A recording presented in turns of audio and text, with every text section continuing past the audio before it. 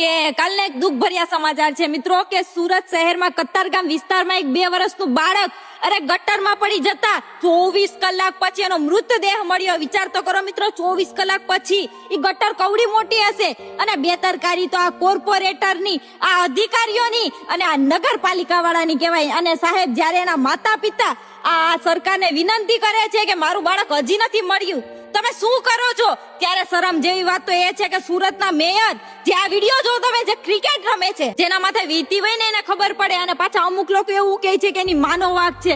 અરે આ બાળક છે ગમે તે જગ્યાએ રમતું ભળાય, બરાબર? હવે ચૂંટણી આવે છે ત્યારે કેમ તમે મોટા મોટા દેખાવો કરો છો? તો આવી રીતના ખુલ્લી ગટર કેમ તમે મૂકી શકો છો? આની જગ્યાએ બીજું એક બાળક ને રમતું ભળાય, તો આવી રીતનાનો તમે પ્રશ્ન જાતો કરી દેશો. અને જેમ તમે આ પૈસા પાછા તો ન્યૂઝ વાળાને બંધ કરી દીધા, બોલો, પૈસા ખવડાવીને. અરે આ ન્યૂઝ વાળા બંધ થાય, પણ આ સોશિયલ મીડિયા વાળા બંધ ન થાય, બરાબર? આ દીકરાને આ બાળક